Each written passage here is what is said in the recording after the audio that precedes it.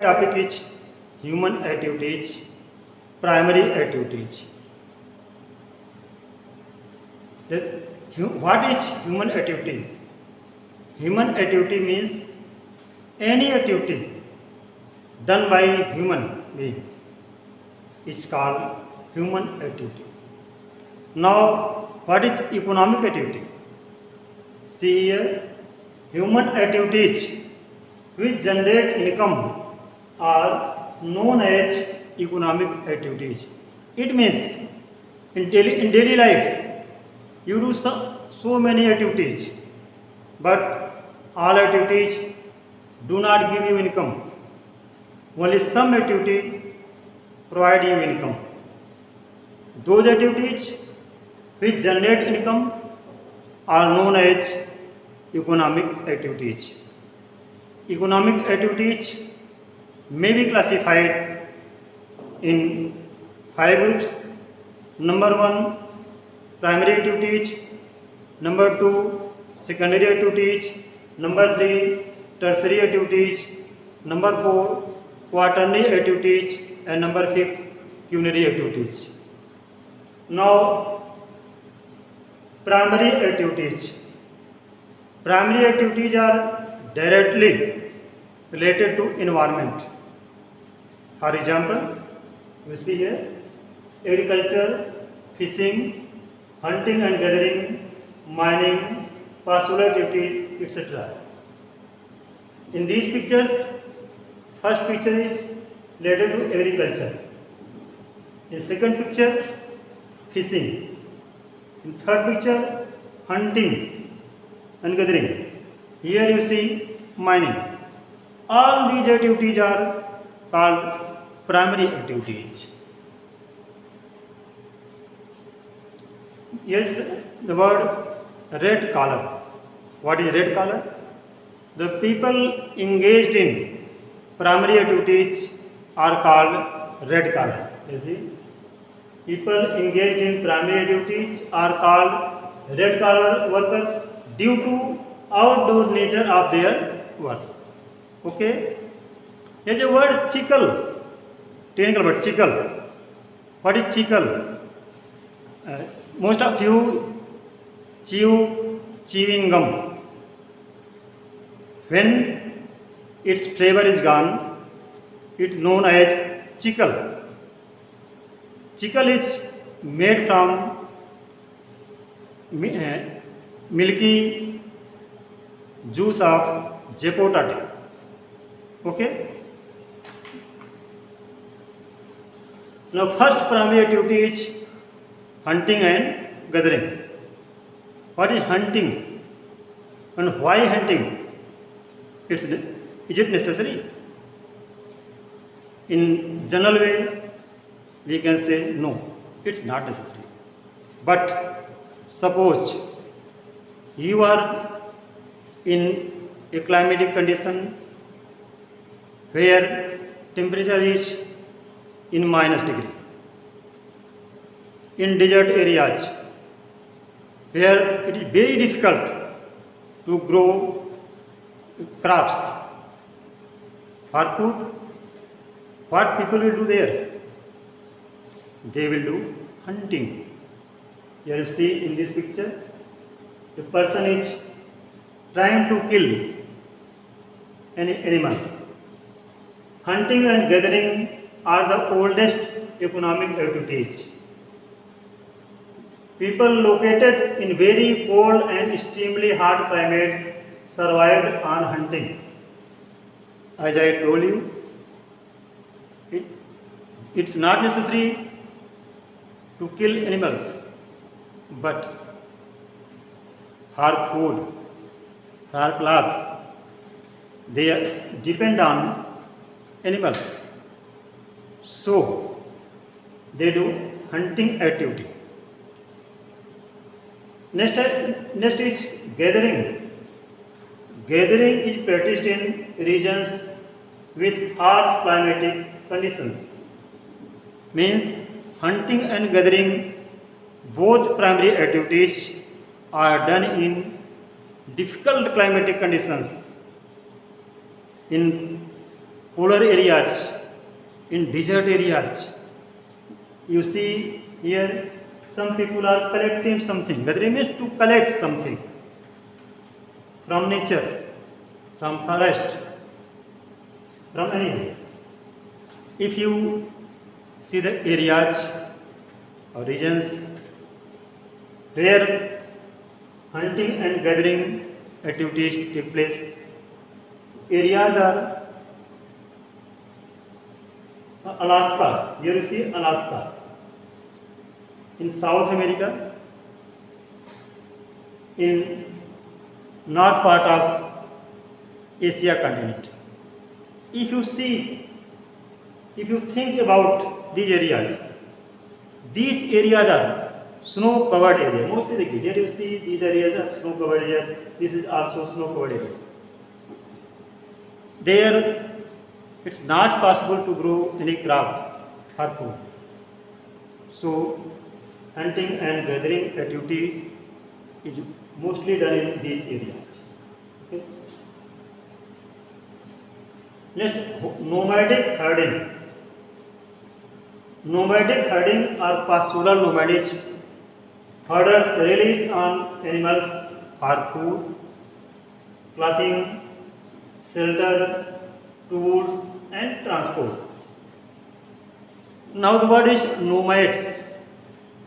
Nomad means movement from one place to another place. And the people who move from one place to another place, they are called nomads. In nomadic herding, here you see they move from one place to another along with their livestock. In this picture, you see here are some cattle, here are also some cattle. People are moving from one place to another. Why? The question is why they move. Is it their interest? No. They move from one place to another place in search of food. Okay, here. In search of food for themselves and for cattle also, for animals also. Okay. And areas in the world में Sahara Desert area, here is also desert area in Asia continent. In Arabian desert area, you see these areas are desert areas. Here also wheat, rice and other necessary crops are not grown. So people move from one place to another place in search of food and others. Transhumance. What is transhumance? Movement of persons, movement of nomads from one place to another place when season change. You see here the process of migration from plain area to pasture of mountain during summers and again from mountain pastures to plain areas during winters is known as transhumance. In difficult climatic conditions where their settlement is not permanent, the tribals move from one place to another place. When in Himalayan region, it's season of winter, there is snow fall, so people move from Himalaya region to plain area. And when summer season comes, snow melts, some grasses are grown there, so these persons again migrate from plain to Himalayan area. Okay? Now important for 12th class and also important for competitive exams. Please tell some transhumance. Okay. Means Gujars, Bakarwals and Gaddis and also Bhotiyas are nomadics in Himalaya region. In IAS or PCS competition and in other competition also, this question is asked. Okay, so much important. Nomads of Himalaya region, Gujars, Bakarwals, Gaddis and Bhotia. If you see in this picture, they are moving with their animals, goat, sheep, cow, etc. Now commercial livestock rearing. It is more organized. I told you about nomadic. Here is commercial livestock. In both, I see again you. Here you also see animals, and in this slide also you see here sheep, goats, cows. Both are seen in same. Again in transhumance also and in commercial livestock also. Same types of animals are seen. Then what is difference in nomadic and commercial livestock? Main difference is it is organized. Commercial livestock rearing is more organized and capital intensive. Have you understood the difference? This is specialized activity in which only one type of animal is there. Imported animals include sheep, goats, cattle, etc. I think you have understood difference between nomadic and commercial livestock rearing. Okay. In this map, you see the area. Here in South America, in North America, USA. Here is it name of the country? USA. Okay. Here South Africa, here Australia and Central Asia. That primitive subsistence agriculture. It is also called shifting cultivation. Why? Why shifting cultivation? Not permanent cultivation. Why? Because farmer shift from one place to another place. Then the question is why? Because this type of agriculture is done especially in mountain areas or forest areas or tribal areas. It is also called slash and burn agriculture. Two characteristics. Number one, shifting agriculture, and number two, slash and burning. Okay. In this picture, you see farmers cut trees. They burn. Thus, they get some fields for agriculture. This is the point why this is called slash and burn. They do some agricultural work there. After 2 years, 3 years, 4 years, 5 years, it may be.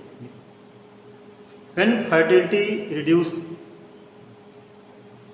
then they change that place and move to another place. There also, same process is done by farmers. So it is called slash and burn, and also shifting cultivation. Again important for competition. I don't remember the year, but it's fact that zooming was asked in IS prelims. So much important again. What is zooming? Zooming, if the question is what is zooming? Zooming is a shifting cultivation. Now area in northeast states of India. Here you see, in northeastern states of India it is called zooming. What is called zooming? Shifting cultivation. Primitive subsistence agriculture is called zooming. Okay. In Central America and Mexico, it is called as milpa. Same agriculture, but in eastern states, northeastern states of India, zooming. In Central America and Mexico, it is called milpa. And in Indonesia, it is called ladang. Okay. Here you see the area in South America, central part of Africa continent. Here you see islands, and in monsoon Asia also. Next is intensive subsistence agriculture. Difference between primitive subsistence agriculture and intensive subsistence agriculture. In primitive subsistence agriculture, old type of instruments is used. Latest technology is not used. But in intensive subsistence agriculture, latest technology may be used. HIV seeds may be used. Intensive subsistence agriculture are two types. Number one, dominated by wet paddy cultivation, and number two, intensive subsistence agriculture dominated by crops other than paddy. Okay. The first is dominated by wet paddy cultivation, where this type of agriculture is done. In that area, single largest crop is paddy. Means paddy dominates other crops. And the second is other than paddy. Other than paddy means except paddy, means it may be wheat, it may be jowar, it may be bajra, maize, anything. This type of agriculture is mostly done in monsoon type of climate. You see this map, monsoon type of climate. Nowhere you see Africa continent, South America, North America, Australia, is nowhere. Especially in monsoon type of climate. Okay. Plantation agriculture. Characteristics of plantation agriculture. Plantation agriculture was introduced by the European colonies situated in the tropics. Okay. 4 characteristics. Number 1, it is done in large area. Number 2, single crop dominates to others. New techniques are used. And 4th, more capital is required. Its main purpose is to sell most of the production farmer's cell. Now, again you see, in primitive subsistence agriculture, intensive subsistence agriculture, and hedge plantation. See the difference. In primitive subsistence agriculture, most of the production is used by farmers, and in plantation agriculture, it is different. Most of the production is sold by the farmer. You see the main crops of plantation: tea, coffee, cocoa, rubber, cotton, banana, sugarcane. Again, here is sugarcane. You see sugarcane. Sugarcane may be commercial crop. Sugarcane may be plantation. Both may be. Europeans, here the plantation agriculture was introduced by the Europeans in the colonies situated in the tropics. In India also, in early decades of 19th century, there was no tea. People did not know about tea. What is tea? Tea plantation is started by Europeans. In the same way as in India, Europeans started plantation of tea. In the same way, Europeans started plantation of coffee, tea, rubber in other colonies also. Okay. Here is the picture of banana, and here picture of tea. Now fazenda. I was talking about tea, coffee, etc. Coffee is a plantation agriculture. But in Brazil, yes, Brazil, it is called fazenda. Means coffee gardens in Brazil are called as fazenda. Okay, see? You see here coffee. Okay. Next, intensive commercial grain cultivation. Wheat is the principal crop. Commercial grain cultivation is practiced in the interior parts of semi-arid lands of the mid-latitudes. Wheat is the principal crop. The word is intensive, and second word is commercial. It means this type of agriculture is done with the help of latest technology, latest implements. Here in this picture you see the big machine. The crop is cutting by it, not labor. Here you see laborers are not cutting wheat, but machine is used. So it is intensive. Next word is commercial. Means commerce means for the purpose to get money.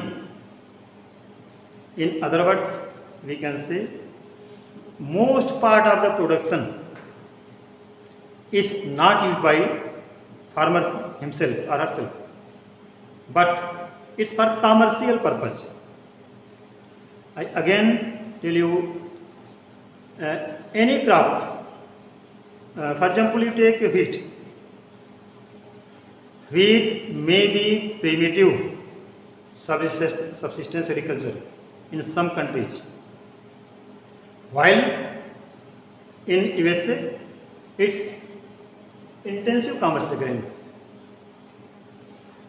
You have understood? Any crop in any area may be primitive or intensive. In other area, it may be commercial. For example, I told you about wheat. In America, USA, it's intensive commercial. But in other countries, it may be subsistence agriculture only. Okay. You see here in the world map, yes, in South America, in North America, in central part of Eurasia, yes, some parts of Asia continent and other some parts of Europe continent. Now mixed farming. Equal emphasis is laid on crop cultivation and animal husbandry. Fodder crops are an important component of mixed farming. Mixed farming means agriculture and animal husbandry. Both activities run simultaneously. Means here you may understood by this picture. Here you see yes, agriculture area and here some animals are seen in this picture. Okay, mixed distribution. If you see in the world map, mostly done in Europe continent and some parts of North America continent. Here some parts in Africa continent. Now dairy farming. Dairy farming is the most advanced and efficient type of rearing of milch animals. It is practiced mainly near urban and industrial centers. Okay. Now see the words milch animals. Milk means the animals which give us milk and another. It is mainly practiced near urban and industrial centers. The question is why near urban and industrial centers? Why not in rural areas? Cow or other milk animals, they are mostly found in rural areas. But here I say dairy farming is practiced mainly near urban area and industrial areas. Why? Because of demand. Because in urban areas and industrial areas, demand of milk and its products are more in comparison to rural areas. Yes. Here you see the picture of dairy farming. Most important area of dairy farming is here you see Europe continent. If you see Africa continent, Asia continent, South America continent, here nothing. Mostly done in Europe continent, here in North America continent and eastern part of Australia continent. Okay. Now what is viticulture? There are 4 words: agriculture, viticulture, sericulture and horticulture. Grapes cultivation is also known as viticulture. One thing, viticulture means agriculture of grapes. Now otherwise agriculture. What is agriculture? Agriculture means production of grains. Okay. So what is sericulture? Sericulture is production of silkworms. Other word is horticulture. What is horticulture? Horticulture means production of fruits, flowers and some vegetables. Again I revise: agriculture, viticulture, sericulture and horticulture. Okay. Viticulture is specialty of the Mediterranean region. Here you see very good types of grapes. Now, market gardening and horticulture. I told you earlier about horticulture. Market gardening and horticulture specialize in the cultivation of high-value crops such as vegetables, fruits, and flowers solely for the urban markets. I told you earlier. Now the word is truck farming. New word. Truck farming. The regions where farmers specialize in vegetables only, the farming is known as truck farming. Here you see a truck in this picture. Truck farming is done in nearby areas of urban centers, nearby areas of cities, towns. Farmers take their vegetables, fruits, flowers by truck in mandis of urban areas. So this is called truck farming. Here you see a truck also. Again, cooperative farming and collective farming. Cooperative farming, a group of farmers form a cooperative society by pooling in their resources voluntarily for more efficient and profitable farming. You see the words voluntarily and cooperative. It means the farmers voluntarily make a cooperative society which help them in agriculture. Now collective farming, the basic principle behind this type of farming is based on social ownership of the means of production and collective labor. In Soviet Union, kolkhoz was introduced. Collective farming in Soviet Union was known as kolkhoz. At present time, Soviet Union is known as Russia. Now mining. There are two types of mining. Number one, underground mining. Number two, surface mining or open cast mining. In this picture you see, the first picture is of surface mining or open cast. The second is related to underground mining. Here you see a video.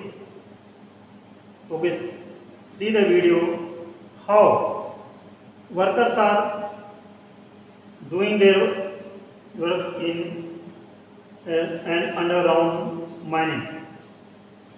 How much dangerous this type of mining is. There may be some poisonous gases. Upper first may be collect.